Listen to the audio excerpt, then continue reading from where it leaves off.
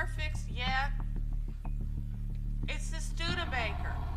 Yeah, you know, the one with the little doggy and the window. Carol Burnett made millions laugh for 11 years straight. But in 1977, she did something that made her entire crew cry. The episode aired once and broke viewers' hearts. Critics called it brilliant. Awards poured in. But Carol never watched it again. Not once in 47 years. She said it was too real. The sketch hit so close to home. She couldn't bear seeing herself in it. What made America's funniest woman refuse to face her own performance? Carol Burnett was born on April 26, 1933, in San Antonio, Texas. From the very beginning, her life was surrounded by pain. Her parents, both alcoholics, were unable to care for her. Her father worked at a movie theater, but he couldn't hold a job for long. Her mother drank just as much and wasn't emotionally present. Both would later die from alcohol-related illness. By the time Carol was just a toddler, she had already learned what it felt like to be unwanted. The people meant to love her most had chosen bottles over bedtime stories. It was a lonely, unpredictable world, and Carol learned early on that laughter could protect her from breaking. When her parents fully gave up on raising her, Carol was taken in by her maternal grandmother, Mabel White. In 1940, they left Texas and moved to Hollywood, but there was no red carpet waiting. They lived in a single, cramped room in a run-down boarding house, surrounded by other broken souls. Addicts, mentally ill tenants, people clinging to hope while starving on welfare. Carol and her grandmother survived on $20 a week, barely enough for food, let alone a dream. But Mabel gave Carol what she'd never had before: unconditional love. She was poor, yes, but she was finally safe. In the middle of that chaos, Carol invented an escape. She created a pretend twin sister named Karen. Karen was everything Carol wasn't: confident, beautiful, always smiling. And Carol made her so real that even the other tenants believed she existed. She'd run up the fire escape, change clothes, change her hair, and reappear as Karen, charming and playful. Then, minutes later, she'd return as Carol. The fact that these adults, many of them barely hanging on themselves, believed it says a lot about both Carol's acting skill and how much everyone in that house needed something joyful to believe in. But some escapes were more real than others. Every Saturday, Carol and her grandmother would go to the movies. Tickets cost 25 cents for two, more than 10% of their weekly income. For those few hours, Carol left behind the peeling paint, the shouting, and the fear. On screen, life sparkled. Stars danced, people kissed. There was food, beauty, and order. But when the credits rolled, survival came back into focus. They couldn't afford toilet paper at home, so they'd quietly steal it from the theater bathroom. They weren't ashamed. They were desperate. Even at 7 years old, Carol understood what it meant to be hungry for more than food. One day, sitting in that darkened theater, she heard Johnny Weissmuller's famous Tarzan yell echo through the room.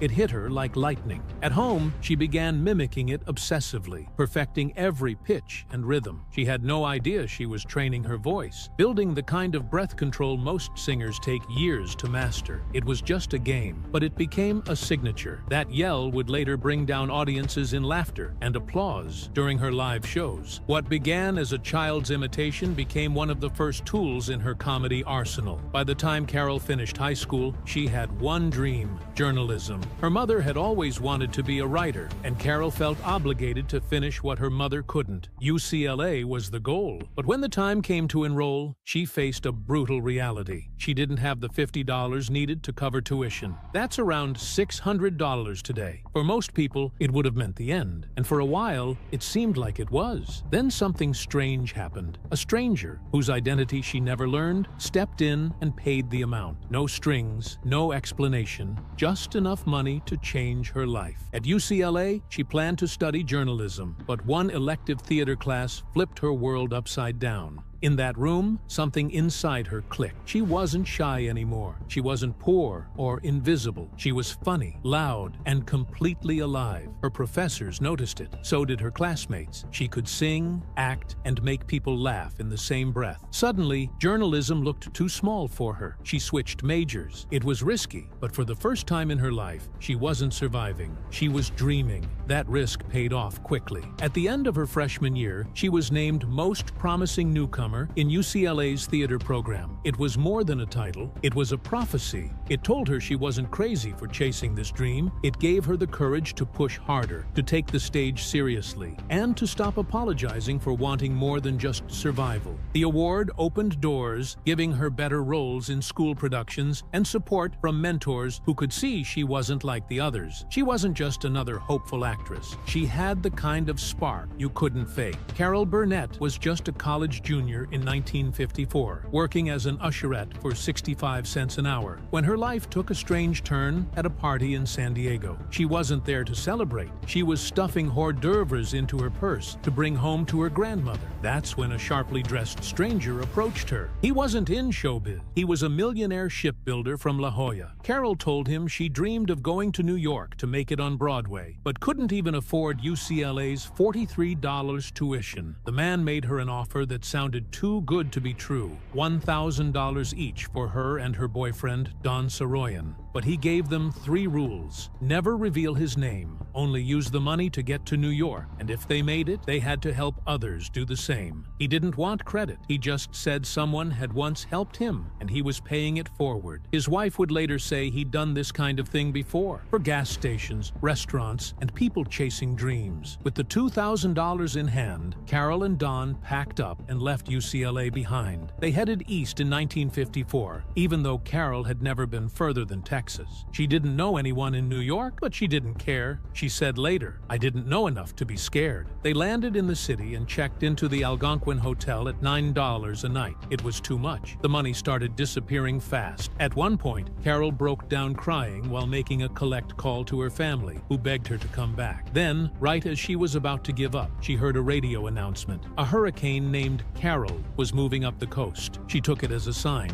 Somehow, it gave her strength to stay. She soon found herself in a completely different world, the rehearsal club. It was an old boarding house for young women trying to break into the arts. For $18 a week, Carol got a cot in a shared room with 4 other actresses. There was only 1 bathroom and 1 closet, but to her, it was paradise. She'd been sleeping on a couch back home. The place buzzed with energy. Girls practicing lines, singing, running around with curlers in their hair. To make ends meet, Carol worked as a hat check girl at night and auditioned during the day. It wasn't glamorous, but it was real. In March 1955, she and the other girls put on a show called the Rehearsal Club Review and mailed out invitations to agents and producers. Big names like Marlene Dietrich showed up. That night, doors started opening. Her first big break came from something totally ridiculous. A love song about John Foster Dulles, the stiff, ultra-serious U.S. Secretary of State. Written by Ken Welch, it was a joke song, over the top and absurd, but Carol performed it so perfectly that it became her signature. The audiences went wild. She got invited onto the Jack Paar Show and then the Ed Sullivan Show. On January 6, 1957, she stepped out onto the Sullivan stage with her knees shaking. But by the end of her set, people were howling with laughter. In August that same year, she went back to perform the Dulles song again, plus a parody of Puppy Love. That ridiculous ballad turned her into the talk of New York comedy. For the next 5 years, Carol kept grinding. She had a small role on The Paul Winchell Show in 1955, where she played a ventriloquist's dummy's girlfriend. That led to a part alongside Buddy Hackett in Stanley, which only lasted a year. But in 1959, everything changed. Carol landed the lead in Once Upon a Mattress, a new off-Broadway musical that got picked up for Broadway. She played Princess Winifred, a loud, clumsy girl from the marsh who was completely unlike any fairy tale princess. The show exploded in popularity. She earned her first Tony nomination.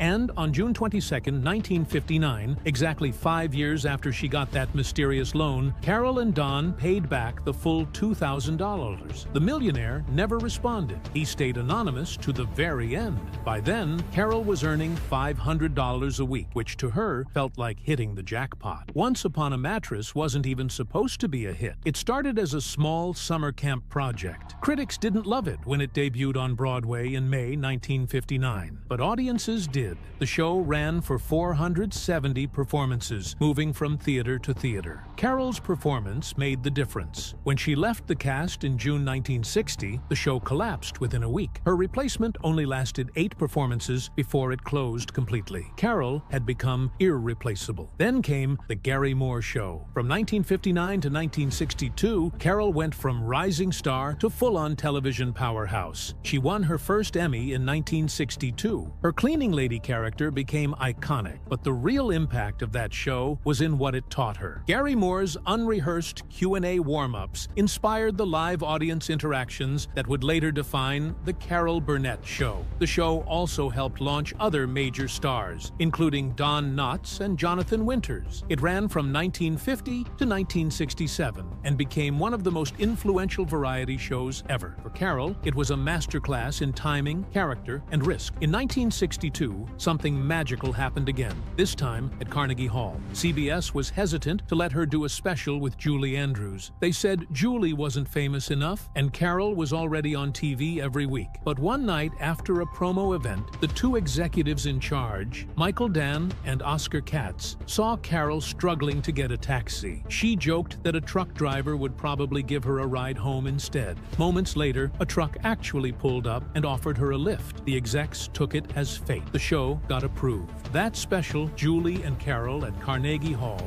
won 3 major awards, including an Emmy and a Rose d'Or. Columbia Records even released a soundtrack that hit number 85 on the charts, but nothing compared to what came next. On September 11, 1967, The Carol Burnett Show premiered, and with it, television changed forever. Carol broke through a wall no one thought a woman could break. ChatGPT said, for 11 straight seasons, from September 11, 1967 to March 29, 1978, The Carol Burnett Show pulled in 30 million viewers every single week. That wasn't just good, it was historic. Few shows have ever reached that kind of audience. It became more than entertainment. It was an event. Time magazine even named it one of the 100 best television shows of all time. TV Guide placed it at 17. Variety ranked it 23. That's how big it was. But this wasn't just about big numbers. The show changed television itself. It was one of the first variety shows to feature live comedy skits in front of a studio audience. That style went on to inspire Saturday Night Live. And Carol Burnett? She broke serious ground. She wasn't just another star. She was one of the first women to lead her own variety show. At a time when most of television was run by men, she changed the rules and opened the door for countless women in comedy. No matter the day or time slot, the show held strong. Whether it aired Monday nights at 10 or Saturday nights later on, people kept watching. That kind of consistency is rare, and it wasn't just the fans who noticed. During its 11-year run, The Carol Burnett Show won a jaw-dropping 25 Primetime Emmy Awards. That's right, 25. The awards weren't all in one area either. The show won for writing, musical material, choreography, and, of course, Best Variety Series. Harvey Korman picked up 4 Emmys of his own in 1969, 1971, 1972, and 1974 for outstanding supporting performance. Tim Conway also won 4, 3 for acting and 1 for writing. Even the show's final season in 1978 went out with a bang, sweeping multiple categories including Best Variety Series. And it didn't stop there. Carol Burnett herself took home 2 Golden Globes for Best Actress in a comedy or musical in both 1977 and 1978. The show also won the People's Choice Award for Favorite Variety Program 3 years in a row, 1975, 1977, and 1978. That kind of sweep across so many different awards solidified its place as TV royalty. Most variety shows since then haven't even come close. But behind the scenes, not everything was laughter and applause. During the show's 7th season, Harvey Korman nearly walked away for good. That week, guest stars included Tim Conway and singer Petula Clark, 2 of the kindest people in showbiz. But Korman wasn't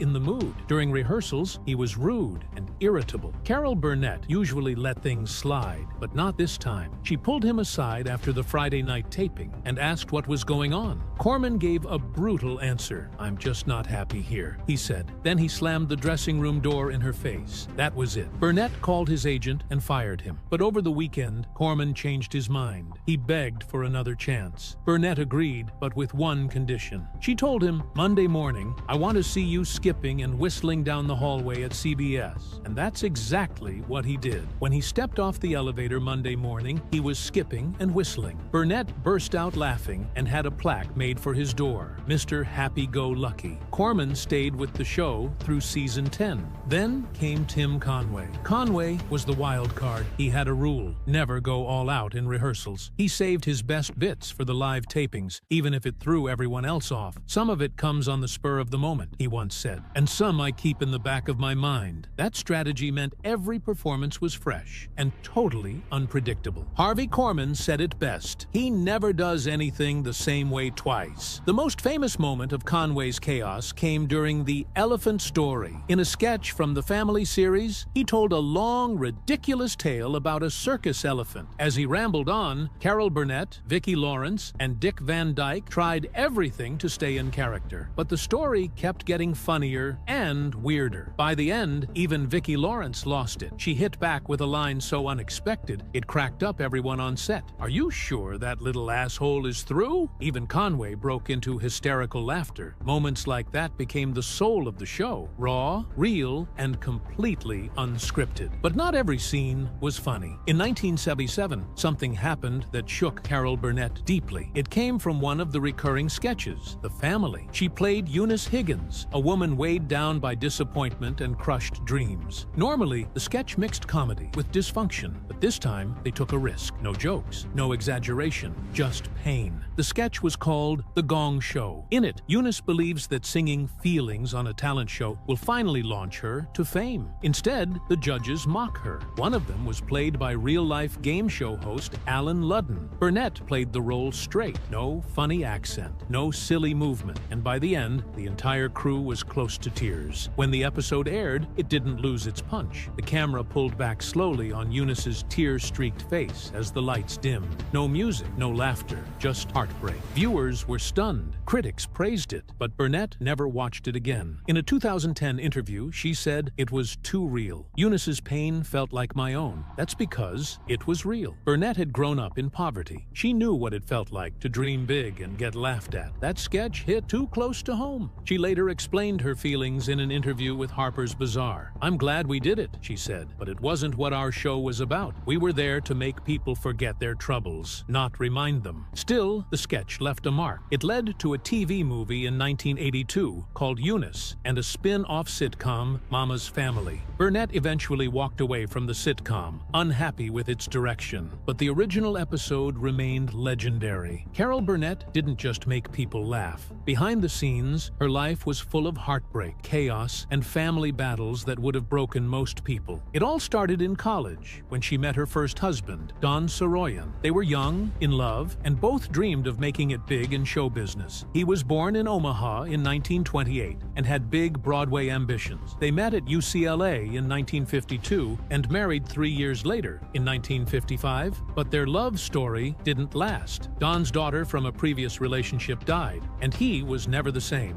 Carol's career took off while his stalled. The pressure cracked their marriage. They separated on Christmas Day in 1959 and divorced in 1962. Don battled depression and alcoholism until his death in 1990 at just 62. He never reached the stage dreams he once had. Carol didn't stay single long. She met Joe Hamilton soon after. Joe was a big-time TV producer and already had 8 children from his previous marriage. He had also produced Carol's Carnegie Hall concert in 1962. They married in 1963 and worked together on her hit show. They had 3 daughters, Carrie, Jody, and Erin, and a miscarriage in 1965. With Joe's 8 and their 3, their house was always full. He won 5 Emmy Awards while producing Carol's show. But while their careers soared, their home life cracked. In 1976, the National Enquirer printed a lie that Carol was drunk at a restaurant while sitting near Henry Kissinger. That hit her hard, not just because it was false, but because she had spent years speaking out against alcoholism. She sued the tabloid for $1.6 million. The case lasted 5 years and revealed how reckless tabloids tabloids could be. A paid informant had actually told the Inquirer that Carol wasn't drunk, but they ran the story anyway. She won the case, but after appeals, it was settled for around $200,000. It wasn't about the money. It was about clearing her name, and it changed tabloid journalism forever. But the biggest battle of her life wasn't in court. It was at home. In the late 1970s, her daughter Carrie fell into drug addiction hard. At just 13, Carrie was using cocaine, marijuana, mushrooms, and quaaludes. She later said she used drugs so she could stop being Carol Burnett's daughter and just be her own person. From 1976 to 1979, Carol watched her child slip away. She sent her to rehab after rehab. At one point, Carrie ran away from a Texas facility. Carol feared she might lose her daughter forever. Carrie eventually got sober at 17, but it came at a cost. Carol had to make the hardest decision of her life. Carrie hated her for it. But Carol once said, "You have to love them enough to let them hate you." For over a year, they didn't speak, but she never gave up. And when Carrie came back, they became closer than ever. Carrie landed a major role on the TV series Fame, proving she had talent of her own. She and Carol acted together in movies, episodes, and finally wrote a play called Hollywood Arms, based on Carol's life. They were joined at the hip, but tragedy struck again. In 2002, Carrie died from pneumonia caused by lung cancer that had spread to her brain. She was only 38. She never got to see Hollywood Arms open on stage. Carol was crushed, but she pushed on, saying, "I owed it to Carrie." Carol's second marriage had already ended in 1984. By then, Carrie's addiction, the pressure of their careers, and the emotional strain had worn down her and Joe Hamilton. They had sent their two younger daughters to live in Hawaii so they wouldn't see their parents fall apart. After the divorce, Joe stayed close to the family until he died of cancer in 1991. But even after two marriages and two massive heartbreaks, Carol found love again. In the late 1990s, she met Brian Miller while performing in Long Beach. He was 23 years younger, but that didn't matter. They got married in 2001. She was 68 and he was 45. Just 2 months later, Carrie died. Brian helped Carol get through the darkest time in her life. He encouraged her to finish Hollywood Arms, and they've stayed together ever since. In 2020, when Carol's youngest daughter Erin was battling addiction and couldn't care for her own son, Carol and Brian stepped up. They took custody of their grandson Dylan. Erin's addiction had become a 19-year nightmare. She'd been in rehab 8 times, spending nearly 240 days institutionalized. The courts got involved when Erin's home became unsafe for her son.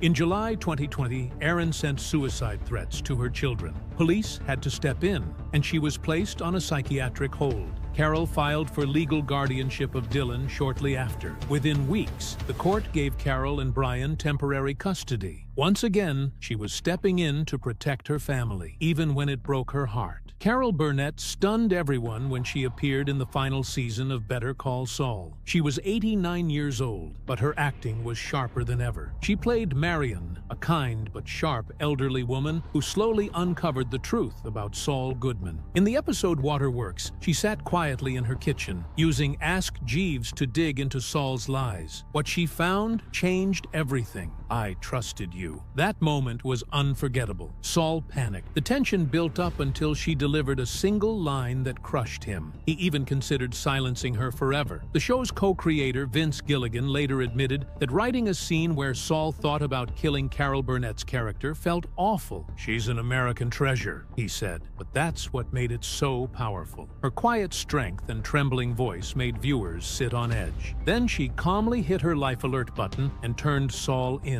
Critics called it one of the most chilling and brilliant moments in the show's history. That wasn't the only time Burnett surprised people with her range. Back in the 90s, she joined the cast of Mad About You as a guest star. The show was already a hit, starring Paul Reiser and Helen Hunt, but Burnett's performance as Teresa took it to another level. In 1997, she won the Emmy for Outstanding Guest Actress in a Comedy Series. That win proved she wasn't just a sketch comedian. She could handle modern sitcoms just as easily. Her scenes felt real, natural, not the loud physical comedy from her variety show days. It was quieter, smarter, and deeply funny. She won the American Comedy Award for her guest role 2 years in a row. That wasn't luck. It was skill built from decades in front of an audience. And those 2 awards were just part of her massive total of 25 Emmy nominations throughout her career. In the 2000s, Burnett's voice took over where her physical comedy left off. She jumped into animated films, lending her voice to colorful characters that lit up the screen. Her biggest success came in 2008 in Horton Hears a Who, a CGI adaptation of a Dr. Seuss classic. She acted alongside Jim Carrey and Steve Carell, and the film became a global hit, pulling in $298 million on an $85 million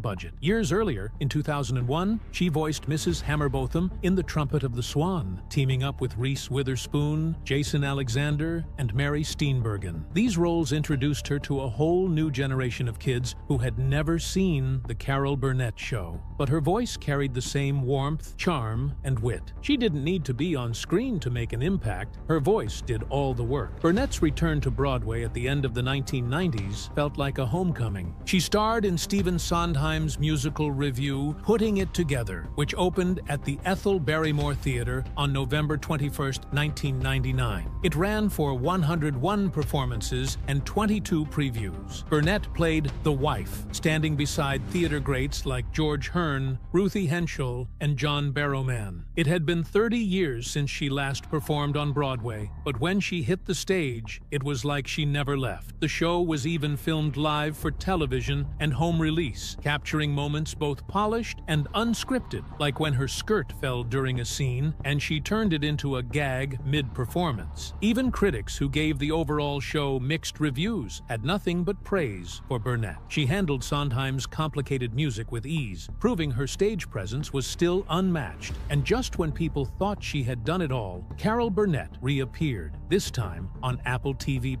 In 2024, she starred in Palm Royale as Norma Delacorte, a wealthy Palm Beach woman who spends most of the series in a coma until she suddenly wakes up. The role demanded a lot. Not only did Burnett have to perform physical comedy, she also had to create a kind of gibberish dialogue to mimic someone just regaining speech. She made it all up on the spot. That level of improvisation isn't easy at any age, but Burnett was 91. Her work earned her a nomination for Outstanding Supporting Actress in a Comedy Series, making her the oldest female nominee in Emmy history. The show premiered on March 20th, 2024, and went on to earn 11 nominations. The cast was packed with stars: Kristen Wiig, Ricky Martin, Laura Dern, Allison Janney, but Burnett still stood out. And once again, new viewers discovered a woman who had been entertaining the world for over 7 decades.